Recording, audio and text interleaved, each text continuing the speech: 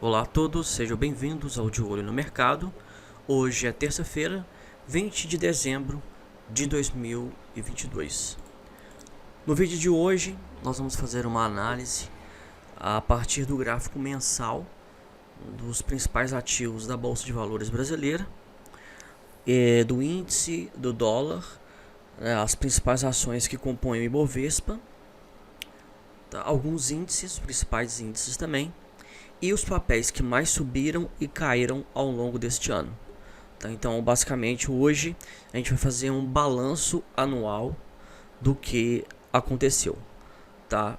E é mais o vídeo de hoje ele serve mais para que nós possamos ver como que se dá a dinâmica dos preços num prazo maior, né? No dia a dia a gente acaba ficando muito ansioso, né? A ansiedade toma conta. Eu fico vendo diariamente as plataformas aí de notícias educacionais, né? Vários influenciadores, educadores financeiros. O pessoal fica todo dia tentando encontrar um motivo para explicar o comportamento dos preços, sabe? E quando a gente vai para gráficos maiores, a gente vê que muitas das vezes os preços eles podem oscilar numa faixa até mesmo grande, mas essa oscilação ela não resulta numa direção, tá? Os preços eles podem sair do patamar de 20 reais, podem bater lá no 60, mas agora no final do ano podem voltar para 20, podem cair para 15, tá? Então essa alta, então você pode ver que ao longo de um ano, apenas um ano, né, o papel ele sobe 300% para depois devolver tudo e ainda voltar a cair, tá? E aí como que, né, um holder justifica uma posição como essa? Sabe, o pessoal gosta muito de falar de longo prazo, mas eles não sabem muitas das vezes se preparar para o longo prazo, tá? O longo prazo acaba se tornando uma retórica, né, um argumento de quem não tem a capacidade de gerar resultados, né, e fica sempre jogando, né, o dia que vai gerar resultados para o futuro, né? Fica jogando essa bola para o futuro. Para o futuro não, a ação da empresa tal é boa, a empresa é sólida. Isso aí é para longo prazo, tá? E aí você vai olhar numa faixa aí de 5 anos, né?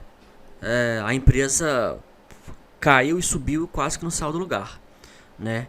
O meu objetivo não era começar com a Ambev, mas eu acabei abrindo aqui o gráfico aqui em Ambev e baseado nisso que eu estou falando, olha só, veja a faixa onde que os preços estão agora. Os preços estão aqui, ó, mais ou menos aqui, ó, na região de 13,87, tá?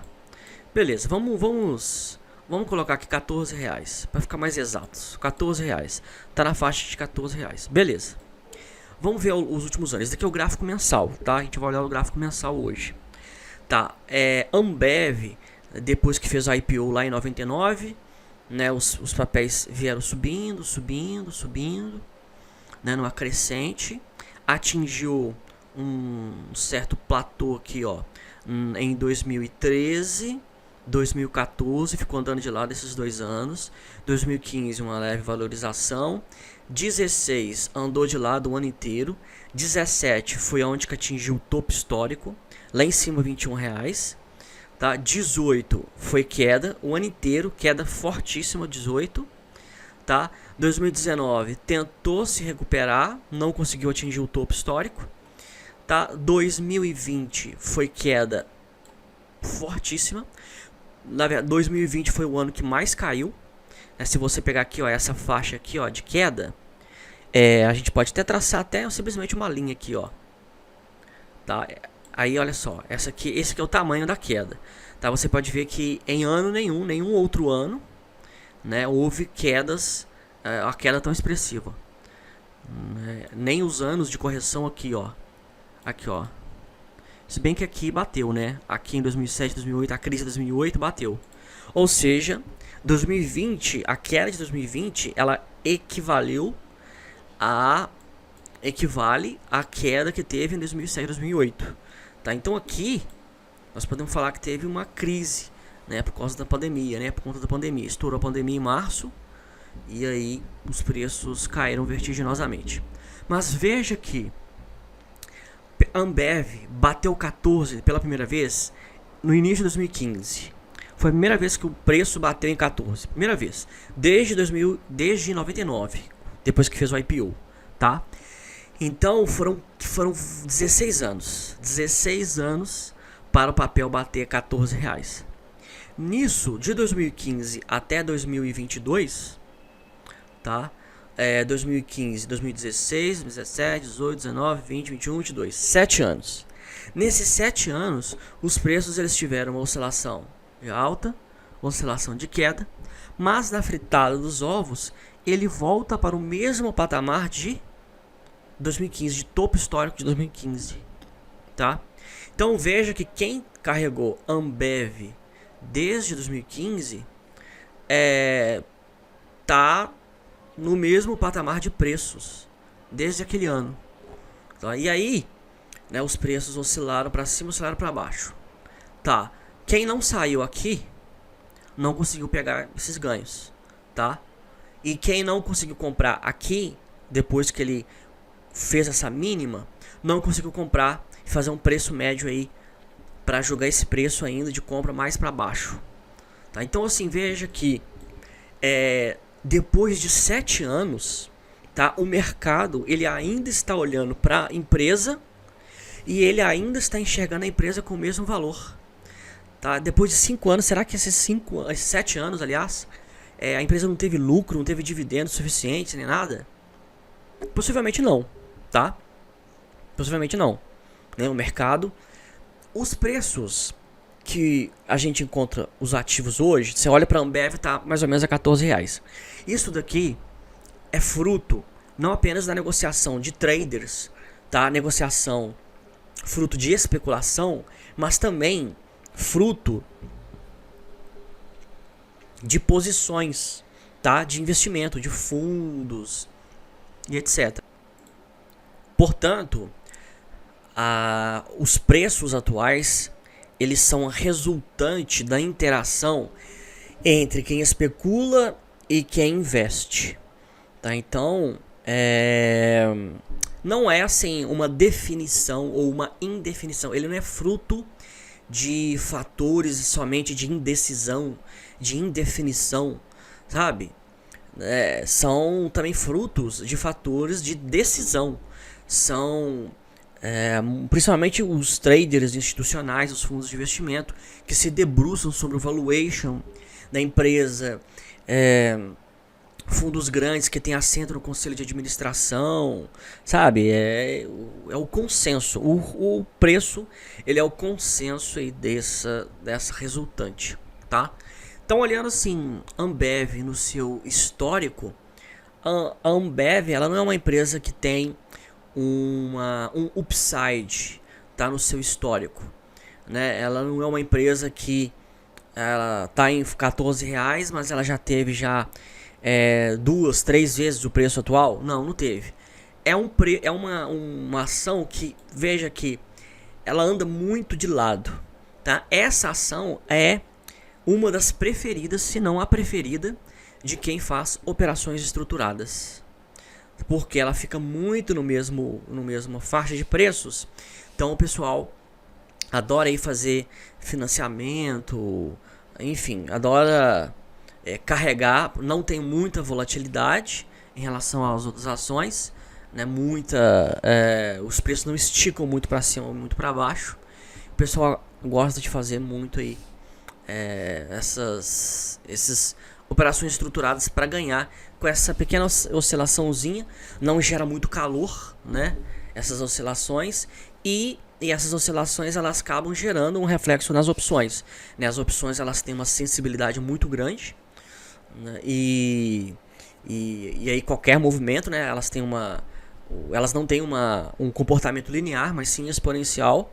E quem sabe operar consegue aí ganhos, tá? Então assim, é engraçado que o mercado é muita euforia, gente, é muita ansiedade. Sabe, o pessoal achando que tem que comprar agora porque o mundo tá acabando, o mundo tá acabando. Tá, você tem 7 anos depois de Ambev bater os 14 reais, você continua conseguindo comprar Ambev por 14 reais. 7 anos depois. Então assim, se a construção de valor da empresa, de qualquer empresa, é um somatório na cabeça daqueles que são fundamentalistas, holders, na cabeça deles, os preços eles vão sempre serem negociados em patamares cada vez maiores. Tá? Eu já li sobre esse argumento de que a empresa sempre vai construindo valor, tem, né, a questão do valor do branding, da marca, sabe? Então é uma construção que se faz em anos, etc. E se é uma construção que se faz em anos, como que você é capaz de a gente pegar aqui ó, um gráfico de Ambev, tá? A maior empresa aí, ó, a maior cervejaria do mundo, e ela tá andando de lado há 7 anos. Há 7 anos. Entendeu? Então, assim, se é né, se a metáfora é de tijolos cada vez mais um em cima do outro, era para esses preços, essa perna aqui, ó, não estar aqui, né? Era para essa perna toda aqui, ó, estar inclinada, tá? Vamos fazer até, vamos especular aqui, né? Vamos fazer uma especulaçãozinha aqui, ó, tá?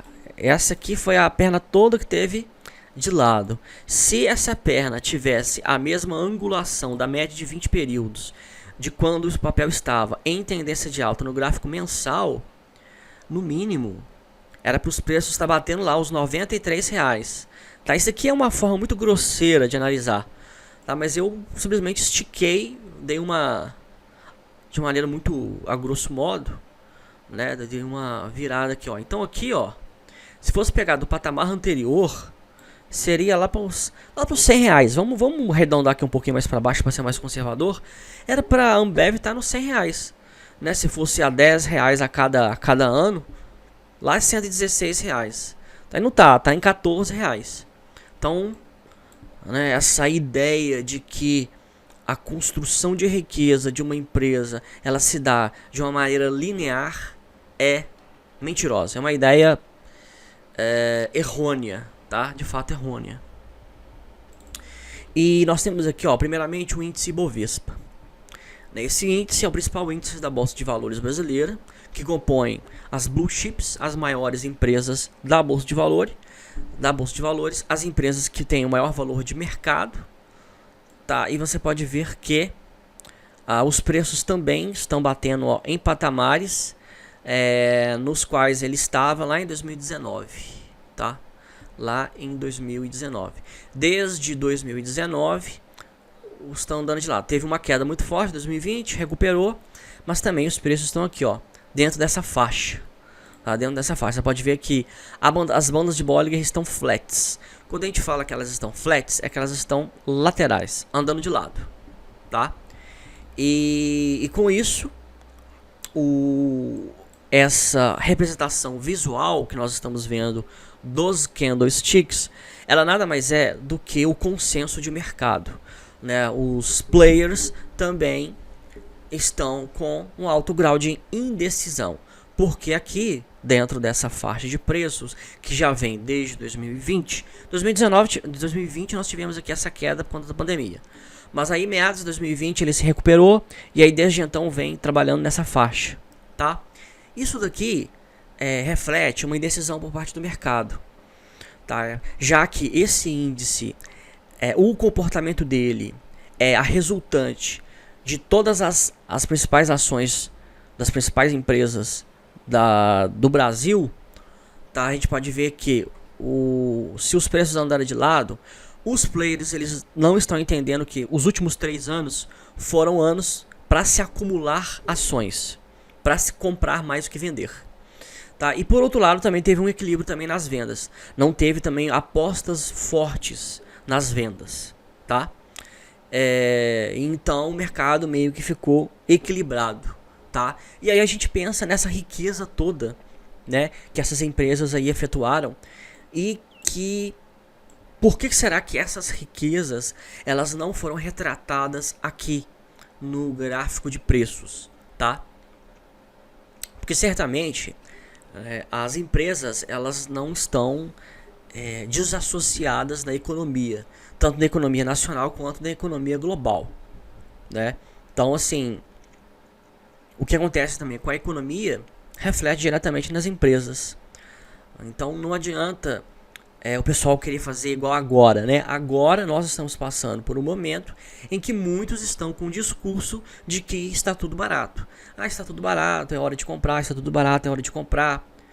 Tá, já estamos vendo decisões erradas por parte do novo governo, né, em aumentar demasiadamente a dívida pública em níveis insustentáveis, níveis acima do topo histórico. Tá? O Brasil ele nunca ficou endividado como ele ficará nos próximos meses.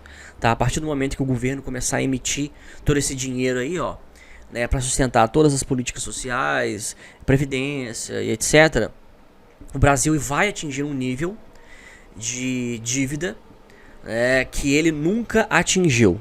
E a questão é o seguinte: se um paciente ele está tendo sintomas que nenhum médico diagnosticou nunca na história da medicina, eu te pergunto, será que os médicos eles vão conseguir ter capacidade para poder fazer um diagnóstico preciso e principalmente adotar um tratamento eficaz diante de novos sintomas, tá? Diante de um novo quadro, um quadro de piora ainda maior? Então é momento da gente fazer reflexão, tá? Porque na bolsa, você é day trader, você é swing trader, principalmente swing trader, o day trader também. Se o day trader quiser ser um day trader profissional, um day trader maduro, ele também tem que fazer reflexão. Você tem que parar para poder pensar, tá? O vídeo de hoje é um vídeo para você parar e pensar. Parar de ficar olhando só setup, olhar cruzamento de média móvel, olhar o ADX com DMI, com MACD, com bandas de Bollinger. Porque isso daí não define única e exclusivamente a bolsa. Porque não adianta o Ibovespa aqui, ó. O Ibovespa tá aqui, ó. Tem queda. Beleza, maravilha, vai fechar dezembro em queda. Tá. Aí aqui dentro você vê aqui um setup com o cruzamento de todas as médias móveis, né? Se aqui, ó, no gráfico mensal dá para poder identificar de maneira não extremamente simples que nós tínhamos aqui um suporte extremamente importante na região de 95 mil pontos, tá? Então, olhar os gráficos maiores tem uma importância, tem a sua importância. O Ibovespa à vista, ele tinha feito quase que um topo na mesma região do topo anterior. Porque até aqui, ó, até a formação deste fundo, né, em meados de 2022, nós começamos a ter topos e fundos descendentes, tá? A gente começou a ter topos cada vez menores e fundos cada vez menores. Aqui nós começamos meio que uma tendência de baixa. Não é à toa que aqui os preços atingiram a banda de Bollinger, começando a empurrá-la para baixo. Mas os preços voltaram a subir, né, chegaram a ficar em cima da média de 20 e voltou a cair. Mas aqui, ó, eles bateram na mesma faixa de preços. O ideal era que ter formado um topo mais baixo. Se a gente pegar só os fechamentos, foi um topo mais baixo. Os fechamentos são aqui, ó, onde que termina o corpo verde e vermelho aqui em cima, ó. Esses foram os fechamentos na região de 116.066 pontos e 55. Essa foi. Só que contando com os pavios, ele bateu lá, tá?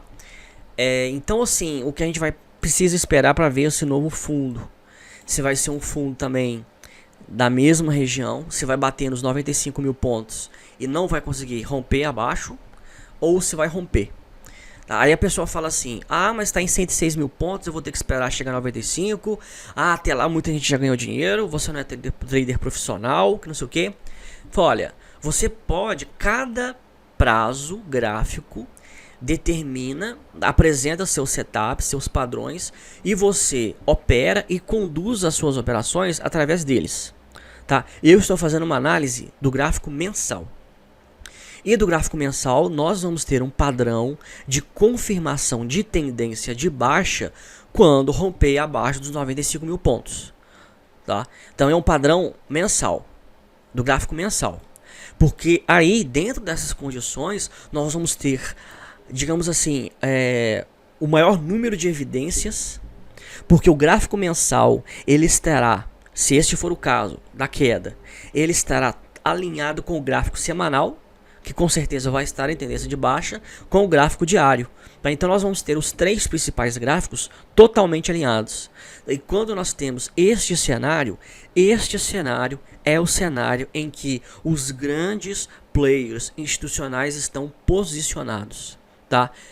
Estes períodos são as janelas de tempo que a gente consegue identificar com precisão para onde que está indo o fluxo do dinheiro. Tá? Não adianta você querer ter certeza. O gestor de investimentos que comprou aqui, ó, em 2021, porque veio a pandemia, o pessoal achou que o mundo ia acabar, o mundo não acabou, aí voltou, então eles vão comprar aqui que vai bater o topo histórico. Não, chegou a bater 127 mil pontos, voltou a cair e não voltou a subir mais. Então quem comprou aqui achando que ia lá para 150 mil pontos, 200 mil pontos, se enganou, tá? O preço está andando de lado. E se não teve margem suficiente para ficar mantendo posição alavancada de fundo, os camaradas quebraram. Outro dia eu vi o professor Su, mestre dos derivativos, eu assisto de vez em quando alguns vídeos dele, que ele ensina bastante coisa legal, e ele estava falando o seguinte: ele já trabalhou, né, em grandes bancos, ele já deu consultoria para grandes fundos na área de derivativos. Ele falou que os grandes fundos, os grandes players, bancos, investidores, etc., eles quebram com os melhores ativos. Tá? Eles quebram posicionado em Vale. Não é posicionado em OIBR3, não é posicionado em Magazine Luiza, tá? Não é posicionado em Bombril, Bob4, ações com baixíssima liquidez e tal, não. Os grandes fundos eles nem entram, porque eles têm tanto dinheiro, mas tanto dinheiro, que eles precisam, eles são limitados, tá? Porque ações com liquidez baixa gera prejuízo para o fundo. Porque o próprio fundo, quando ele entra, ele vai entrar, ele mesmo vai provocar a alta dos preços e ele mesmo vai provocar a queda dos preços. Então, assim, não compensa. Então, ele tem que entrar onde muitos entram. Né? Vale é um dos papéis que mais tem liquidez na bolsa. E é com Vale que os camaradas quebram, tá? É com Vale que os camaradas quebram. Não é com papelzinho aí, com uma smallzinho cap, uma micro cap. É com a blue chip, tá? E você pode ver que Vale também, desde 2021, tá andando de lado, né? E aí é aquela questão, o que nos dá certeza que os preços vão romper o topo aqui em 97,55? Eu mostrei, se você não faz parte do nosso canal no Telegram, da Grafistas, entra aí na bio do Instagram, que você ou procura lá no Telegram Grafistas, que você vai encontrar lá o nosso canal aberto. Eu publiquei mostrando a quantidade de ações alugadas, tá? De Vale. Nós estamos num dos períodos que mais há ações alugadas de Vale.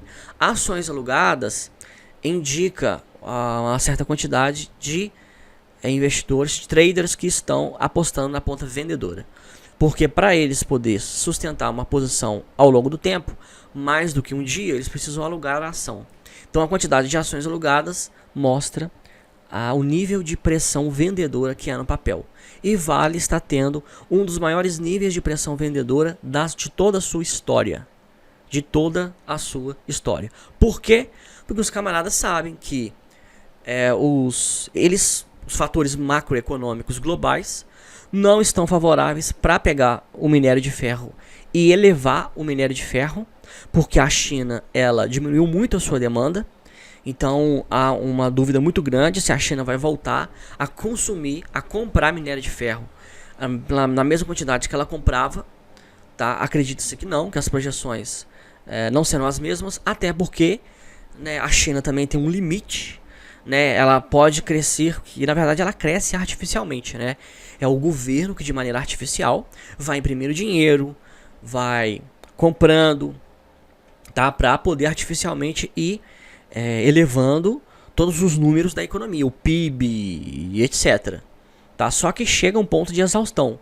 Né? A China ela vai chegar a um ponto que ela não vai conseguir mais crescer. E aí ela vai precisar de encolher para voltar a crescer. Porque a economia é assim, né? São ciclos que se expandem e se contraem. Tá? E aí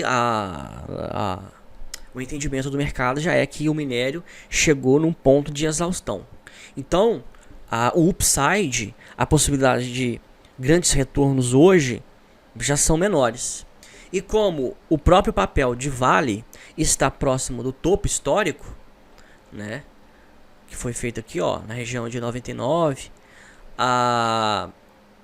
os players sabem que essa é uma região muito forte, região de 97 e 55, e eles estão vendidos até os dentes, tá? Então você pode ver aqui, ó, andou de lado. Quem comprou Vale achando que ia se valorizar, não se valorizou. Andou de lado esses 2 anos. Petrobras já se valorizou, né? Petrobras já teve uma valorização aí, desde que se recuperou da pandemia em 2020, teve uma valorização exponencial, mas agora, nos últimos meses, isso aqui são meses, né? A Petrobras está em queda. Perdão. A grande fronteira vai ser a média de 20 períodos, né? A gente tem que esperar no gráfico mensal os preços atingirem R$19,75. A gente tem que ver se eles vão se segurar nesse patamar e, segurando nesse patamar, eles vão voltar alta ou vão cair, tá? Porque a média móvel de 20 períodos é a grande fronteira entre a tendência de alta e a tendência de baixa, ok? Então Petrobras é um papel que, embora esteja ainda dentro de uma tendência de alta, dentro de um canal de alta, porque na tendência de alta, a média de 20, ela se comporta como uma LTA, uma linha de tendência de alta. Então, embora ele ainda esteja dentro desse contexto, ele está em queda, tá se aproximando aí dessa grande fronteira que é a média móvel de 20 períodos, ok? Vamos ver aqui, ó, o IFIX. O IFIX ele é o índice dos fundos imobiliários, tá? Ele está andando de lado, mas ele está ameaçando romper a média de 20. Se ele romper aqui, ele vai buscar essa região aqui, ó. Ele pode buscar essa região aqui de fundo, 2.582, tá? E se cair aqui já é tragédia, né? Eu vi aí alguns analistas, né, influenciadores, especialistas em fundos imobiliários falando com o pessoal pro pessoal não desistir, porque a carteira cai, mas a renda continua, não sei o que e tal. Olha, quando você sabe gerenciar uma carteira, quando você sabe montar posições com proteção e etc., você não precisa de criar argumento nenhum para justificar para si mesmo e para se convencer de continuar fazendo a mesma coisa que você está. Tá tudo que eu vejo aí na internet aí, ó. O pessoal tentando criar um argumento, não, vai isso, vai acontecer aquilo, vai acontecer aquilo. Seja para positivo ou seja para negativo, são tudo falácias psicológicas, tá? São argumentos criados por seres humanos para alimentar o próprio ego, né? Então os camaradas estão lá, né, posicionados, expostos somente em fundos imobiliários, tá? Com o patrimônio todo exposto em fundos imobiliários.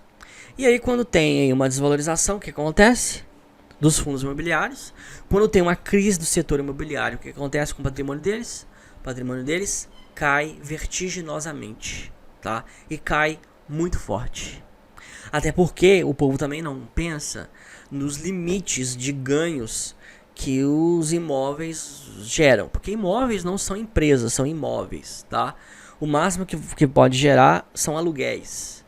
Então, assim, o que passa disso é especulação imobiliária, né? É claro que os ativos, os imóveis, eles se valorizam ao longo dos anos.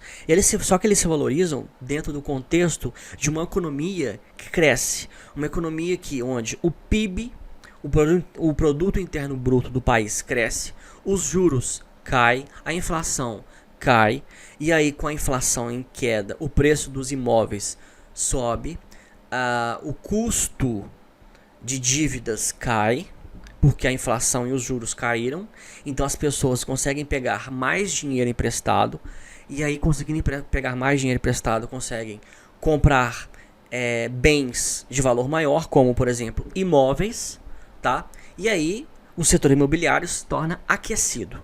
Este não é o cenário atual. Então a gente tem que colocar na balança qual é o cenário atual. O cenário atual, nós estamos caminhando para os juros altíssimos por conta do aumento da dívida pública por parte do novo governo, tá? E aí isso vai aumentar a inflação, vai aumentar o custo do dinheiro, vai ficar mais difícil de pegar dívida. Não é à toa que o governo ele vai emprestar dinheiro para empresas através do BNDES, né? O que acontece? O BNDES ele pega dinheiro do governo e empresta a juros baixíssimos para determinadas empresas, segmentos que fazem lobby em Brasília.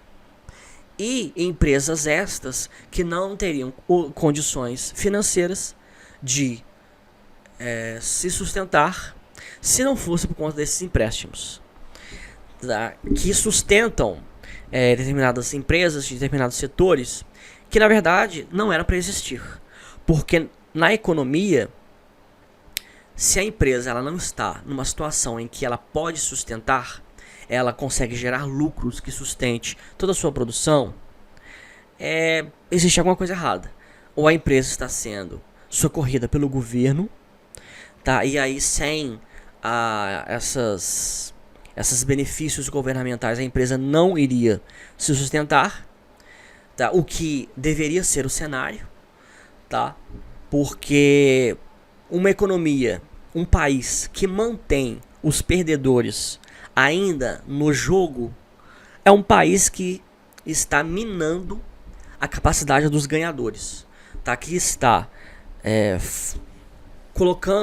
fazendo a alocação de recursos de uma maneira errada, tá? Porque os perdedores eles têm que sair do jogo. A economia sim, expande e contrai.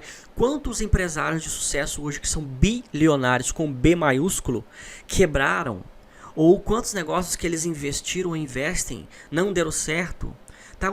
Os grandes investidores, os caras que são ricos, gente, os caras que são ricos, eles investem em fundos de private equity, de venture capital, tá? Investem em 10, 20 empresas que estão começando. Dessas 20 empresas, 5 sobrevivem, 3 sobrevivem. E essas 3 que sobrevivem geram tanto dinheiro que consegue, né, retornar para eles aquilo que eles perderam nas outras 15, 18 empresas. Tá? Então esse é o jogo do sistema capitalista. Não é um jogo ruim, é o melhor jogo que nós temos para jogar. Ninguém conseguiu criar um sistema melhor do que o sistema capitalista. O sistema capitalista ele tem erros? Tem erros. Mas ninguém conseguiu identificar até hoje quais são as soluções para esses erros, de maneira que haja menos desigualdade social e etc. Tá? Então é o seguinte. Se você tem uma carteira diversificada, se você tem proteção, se você sabe fazer proteção de carteira e tudo mais, você não precisa de criar argumentos para justificar posições ruins, tá? E eu aqui já vou primeiro para os papéis que mais caíram ao longo de 2022. A R3 caiu 85,37% ao longo deste ano. 85% a L3. A L3 saiu de 10, 11 reais para ir para R$1. Quase 90% de perda de valor de mercado. Tá? O que tem para falar sobre isso daqui? Nada. O que tem para fazer diante disso aqui? Também nada. Porque diante de um cenário como esse, aí eu vou fazer assim, uma análise, nós estamos além da análise técnica, tá? É além da análise técnica.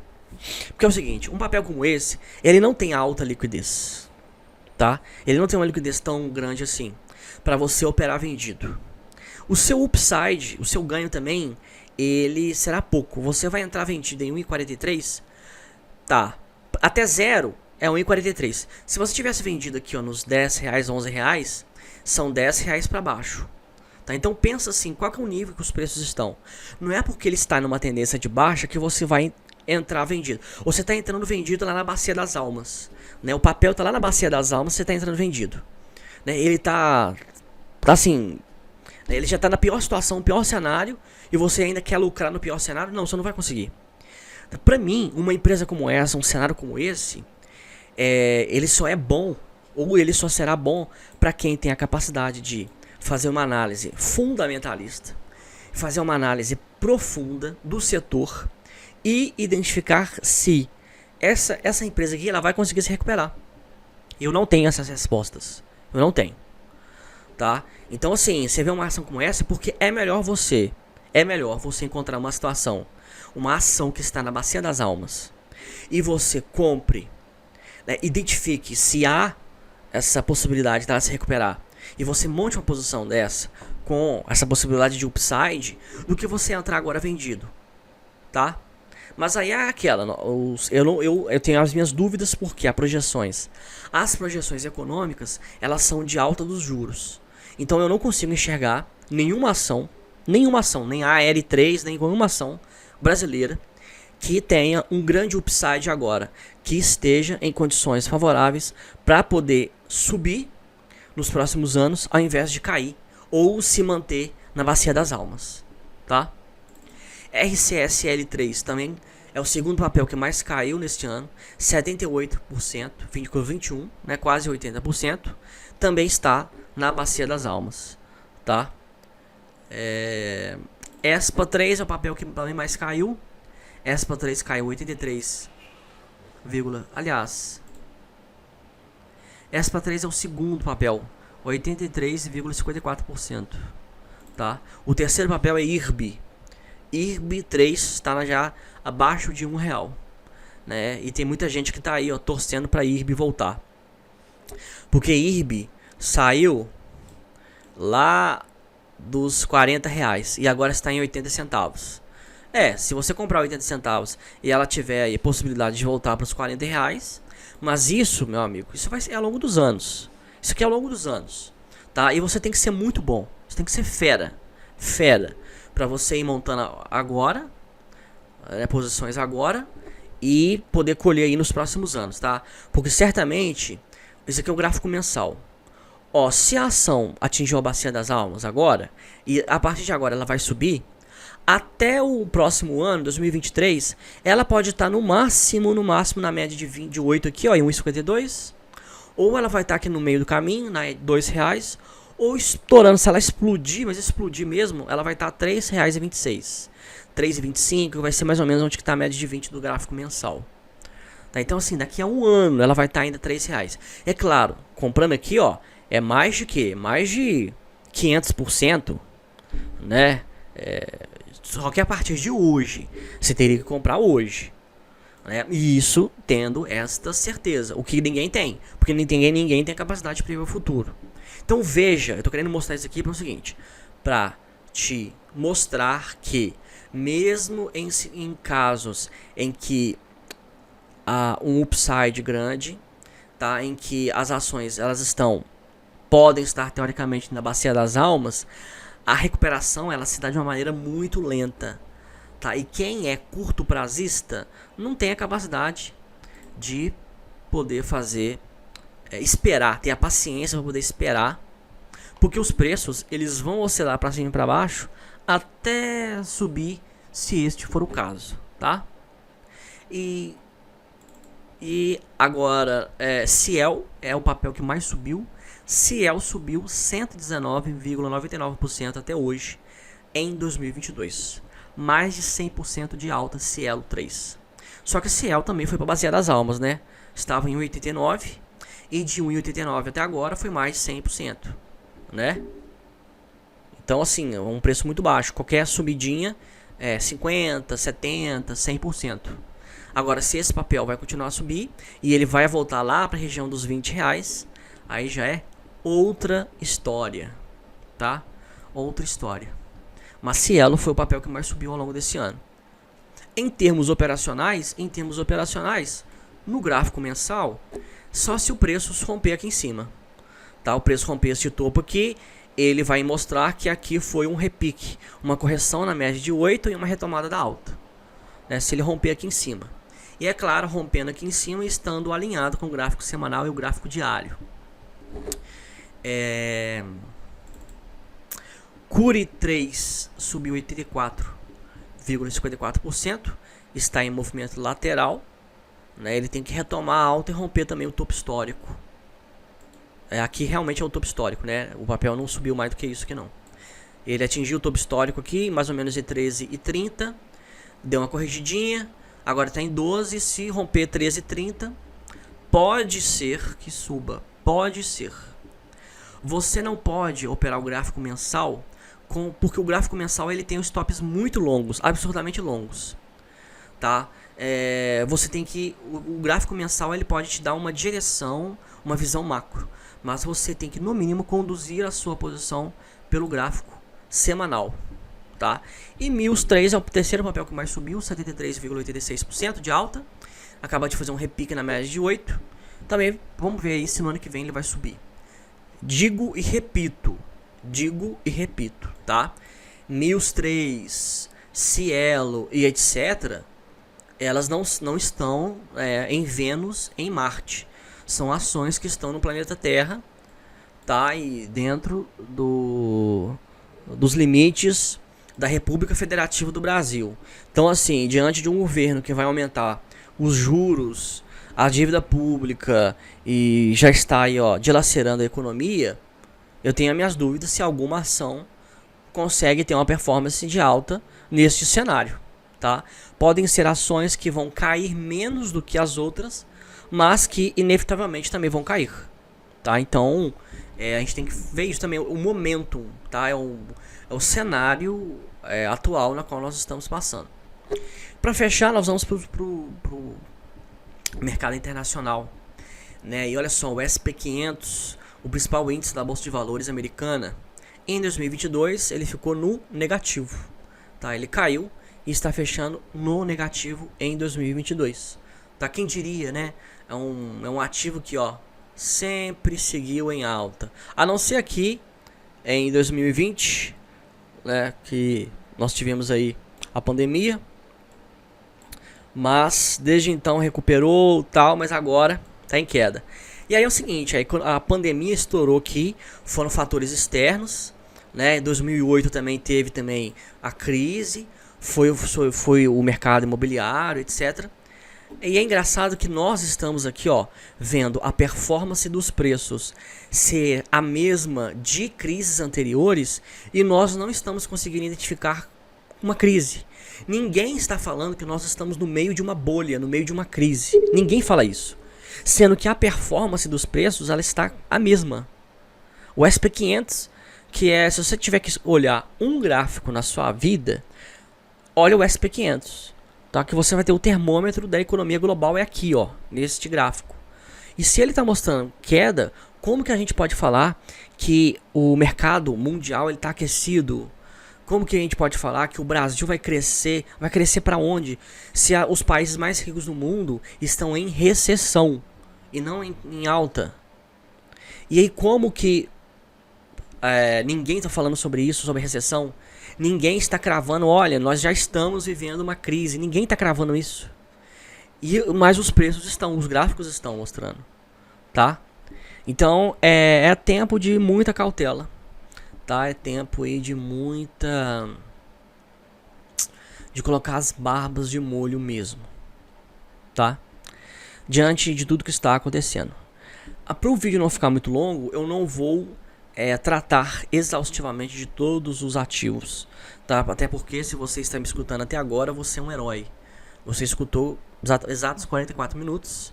Certamente você colocou aí, ó, em 1.5, 2.0 de velocidade. Eu falo rápido, né? Então eu imagino que eu estou falando assim igual aqueles narradores de futebol aí no seu áudio, mas eu queria passar essa visão macro, tá? Porque a gente tá terminando o ano, gente. Nós estamos na semana do Natal. Não é semana de você chegar assim e montar uma posição grande em papel XYZ. Né? É uma semana de você fazer o balanço do que você fez em 2022, tá? Você vê o que deu certo, o que deu errado, etc. E se preparar para 2023, né? Que segundo aí o André Jakurski e grandes outros players, vai ser o ano da renda fixa.